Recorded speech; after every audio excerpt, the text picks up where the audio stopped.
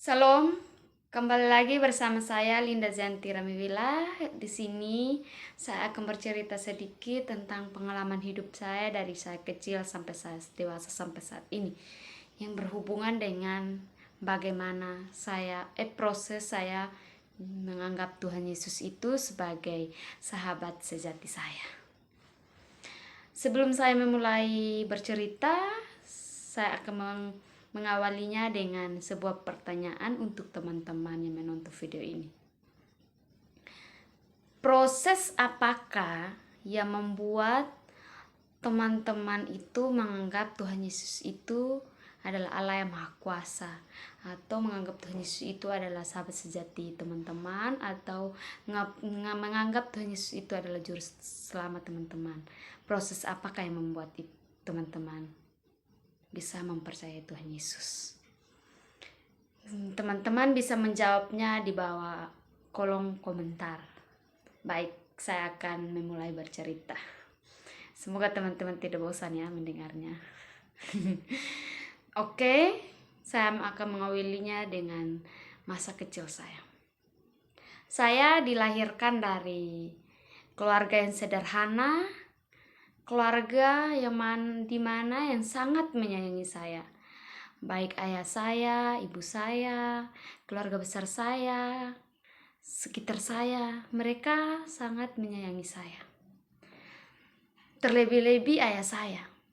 Saking sayangnya ayah saya terhadap saya, setiap masalah yang saya buat, apapun yang saya buat, baik salah atau benar, pasti saya selalu dibenarkan.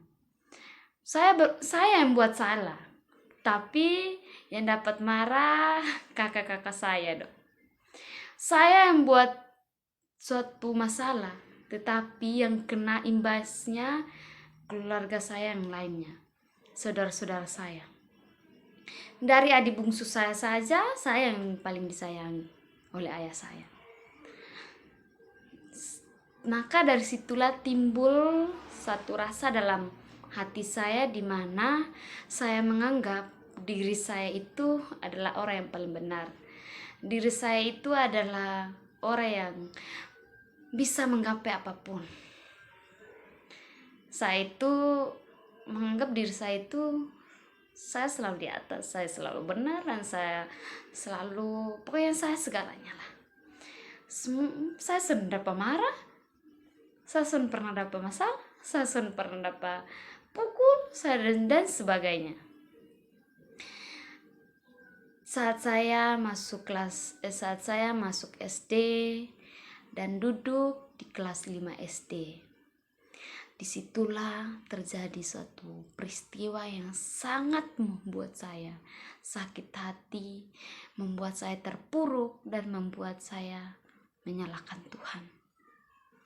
Dan membuat saya sadar bahwa semua hal sudah berpihak kepada saya. Semua hal tidak bisa saya gapai dengan cuma-cuma, tanpa ada perjuangan dan sebagainya. Di situ di kelas 5 SD saya sangat terpuruk dan saya sangat-sangat sakit hati, di mana saat pengumuman naik kelas 5 SD, naik kelas, saya dikatakan tidak naik kelas. Di situ saya sangat sedih, saya menangis, saya marah. Kenapa semua itu terjadi? Selama ini saya hidupnya enak-enak saja. Selama ini saya hidupnya aman-aman saja. Saya tidak pernah buat salah dan saya selalu baik-baik saja. Kenapa semuanya terjadi? Saya menyalahkan Tuhan. Sampai di rumah, ayah saya sudah menunggu saya. Ayah menghibur. Ayah bilang semuanya pasti ada tujuannya. Di situ saya tidak bisa menerimanya dengan lapang dada. Saya pasti sakit hati. Itu pasti sakit hati. Saya sangat-sangat sakit. Saya bisa ditinggalkan oleh teman-teman saya. Mereka naik kelas, saya tetap duduk di kelas 5. Saya sangat terpuruk. Saya berkata, kenapa ini semua terjadi? Ayah saya bilang saya tidak pernah buat salah. Tapi kenapa Tuhan menghukum saya dengan ini? Tanpa saya sadari, saya sudah menyakiti Tuhan Yesus.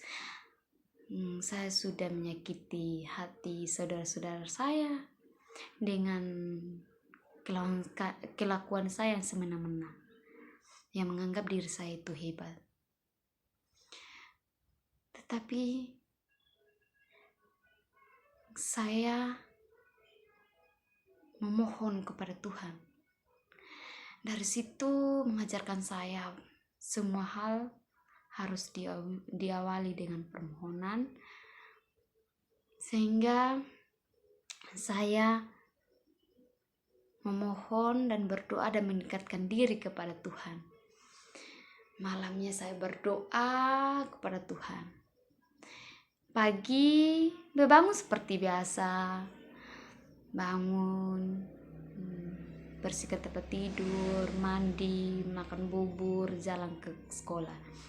Karena saya sudah tertahan, saya pasti masuk kelas 5. Saya masuk kelas 5. Saya duduk di bangku yang saya biasa duduk. Dan di pagi itulah terjadi suatu peristiwa yang sangat-sangat buat saya bahagia.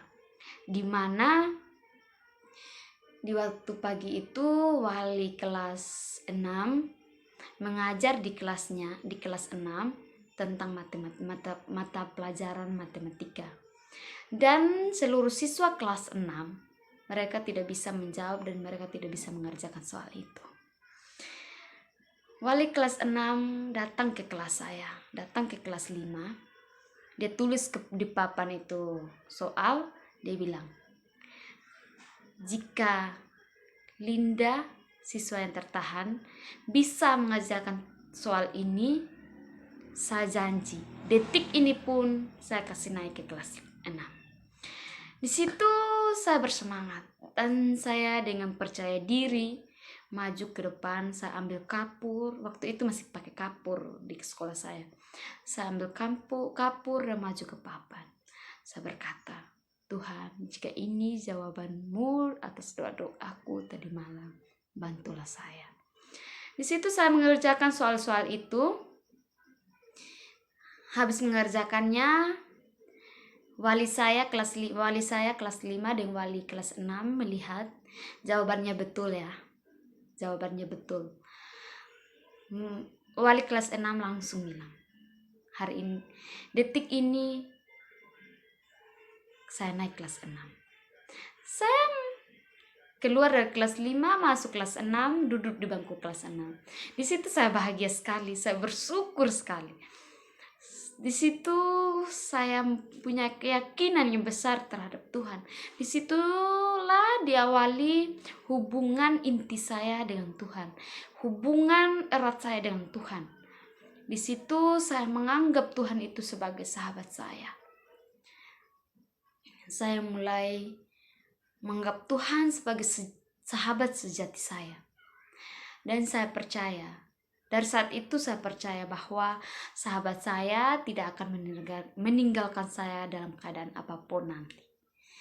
Jadi, beriringnya waktu saya mempercayai Tuhan Yesus sebagai juru selamat, sebagai sahabat sejati saya, dan saya percaya juga bahwa Tuhan Yesus itu menganggap saya sebagai sahabat Dia.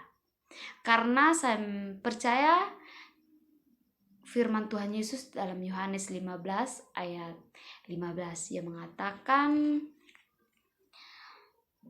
aku tidak menyebut kamu lagi hamba, sebab hamba tidak tahu apa yang diperbuat oleh tuannya, tetapi aku menyebut kamu sahabat, karena aku telah memberitahu kepada kamu segala sesuatu yang telah kudengar dari Bapakku.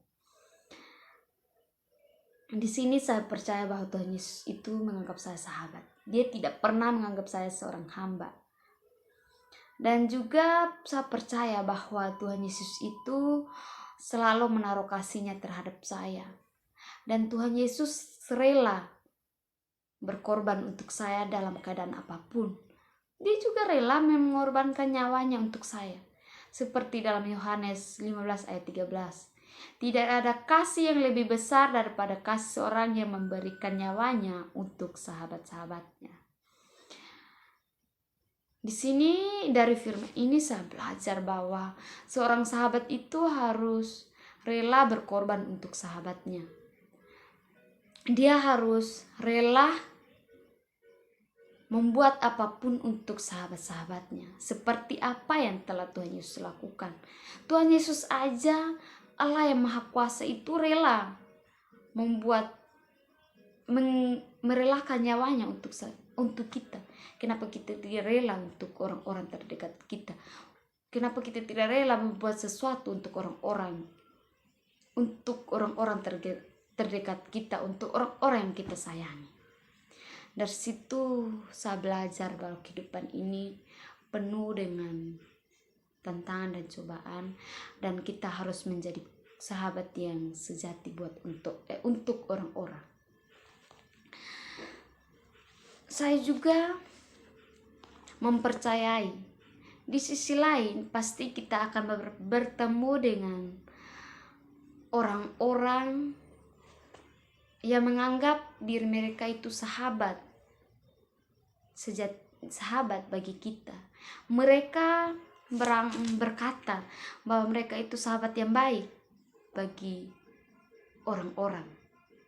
Tetapi ingatlah, firman Tuhan mengatakan Amsal 18 ayat 24 berkata, ada teman yang mendatangkan kecelakaan, tetapi ada juga sahabat yang lebih kerap daripada seorang saudara.